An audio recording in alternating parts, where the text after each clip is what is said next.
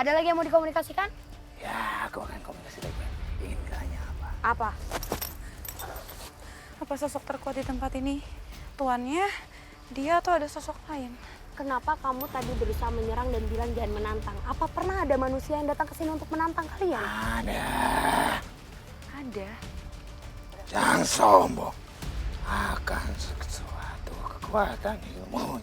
Ada yang sombong akan sesuatu kekuatan ilmunya. Oh iya, pernah waktu itu kejadian waktu di bawah sini nih. Jadi ada orang nantangin, ya, terus dia coba tuh tes beneran, akhirnya dia malah kesurupan. Sekarang kita mau tanya hubungan kamu dengan sosok tuanmu tadi. Apakah kamu utusannya untuk menjaga kawasan ini? Ini wilayah dia. Ada hubungan apa kamu sama sosok perempuan yang di dalam villa? Tidak ada hubungannya. Berarti dari dulu kamu hanya satu energi yang diutus untuk menjaga. Ya, dan aku suka mewujudkan sifat negatif. Oke, ketika kamu bertemu dengan orang yang negatif, maka kamu akan menjadi wujud yang negatif. Aku minta sediakan sebotol. Satu botol. Air. Tim, aku minta air.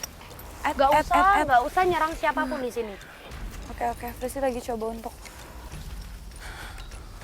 komunikasi sama sosok menyerupai harimau, dan karena memang sudah cukup banyak informasi yang kami dapatkan lewat sosok harimau ini. Sudah mendapatkan informasi yang cukup banyak dari sosok harimau ini, Frisly pun mencoba untuk membantu melepaskan sosok harimau dari tubuh Nanda. Kan ada. Tim minta air lagi sama tisu. Oke, Kak, boleh dijelasin apa yang Mungkin- kakak rasain tadi? sambil Kananda istirahat aku boleh.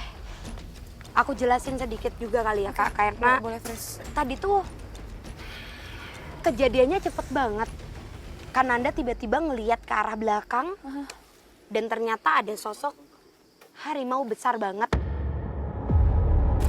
Harimau yang besar banget yang aku lihat memang dia mungkin agak rancu. Dia ngerasa kalau datangnya kita ini seperti datangnya orang-orang biasanya.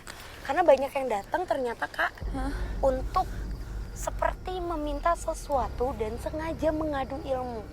Dan tadi dia mungkin karena ngelihat tim ada yang megang kamera, ada yang megang lighting. Dia tuh tidak suka jadi menyerang. Tadi tuh kan diserang ya semuanya.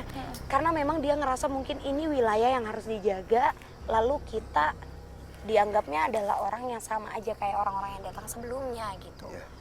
Dan juga Iya, Kak Din. Kakak dapat gambaran apa? Karena tadi dia nyebutin satu tokoh sih Kak. Satu tokoh. Iya, tadi ada nama yang disebut katanya Raden tuannya. tuh bagus. tuh bagus Andung. Tuh bagus Andung. Dan dia Siapa itu?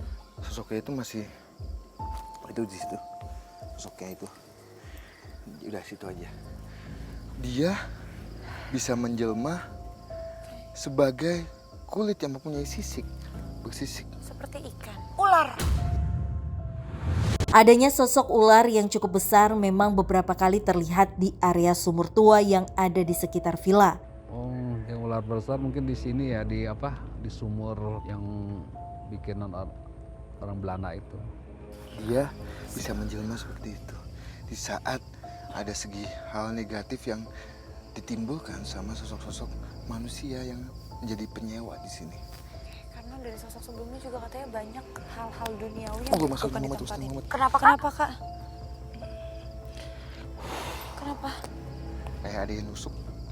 Dari Raden Tubagus Bukan, itu atau? bukan, tapi ada sosok lain yang Oh mencoba. dia nggak seneng ya kamu bahas itu? Ya, jadi sebetulnya Kenapa? Pelan-pelan Kak. Tadi pas komunikasi juga Pelan-pelan. nunjuk-nunjuk ke arah Iya, sana. enggak, iya tadi dia sih ngasih kita satu titik. Dia bilang banyak yang meminta sesuatu dan dia bilang di sana. Apa kita mau ke sana tapi aja? tunggu dulu Visi. Tasya, ada sosok. Ada sosok di sana. Awas, Kak Den. Awas. Melihat adanya suatu sosok, Nanda pun mengajak kami untuk mencari sosok tersebut. Demi dapat kami ajak untuk berkomunikasi.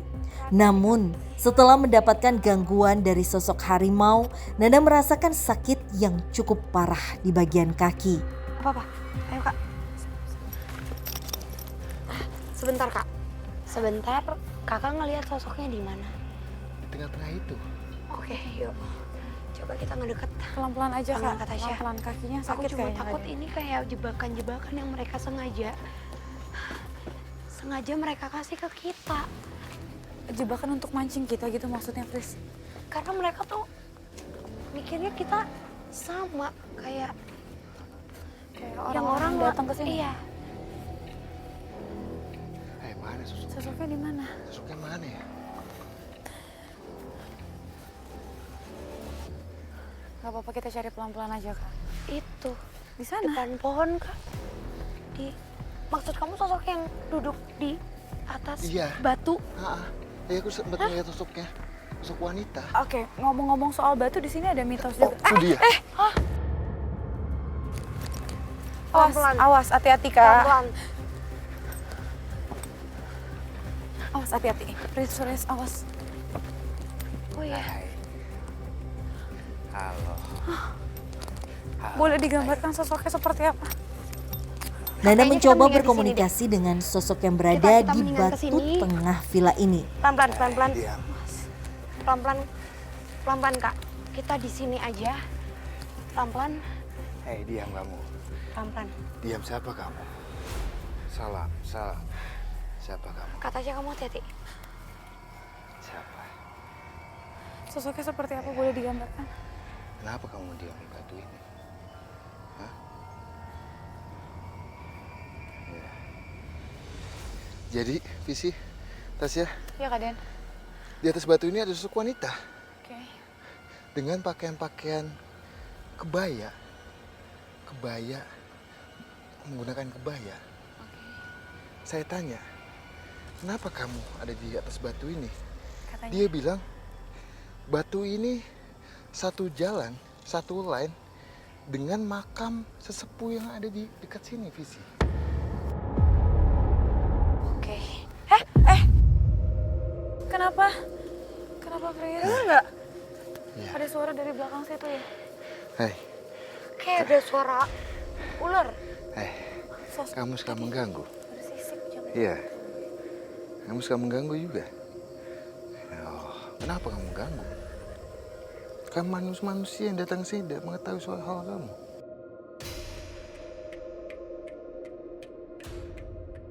Kak Den bergerak ke sana. Jadi, Iya, Kak Den.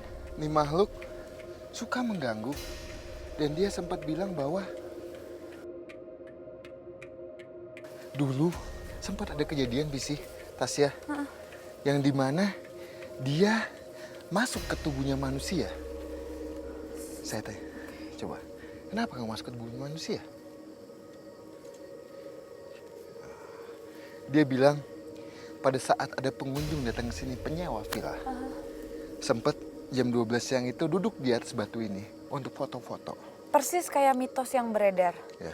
12 siang, foto, duduk di atas bangku, kesurupan.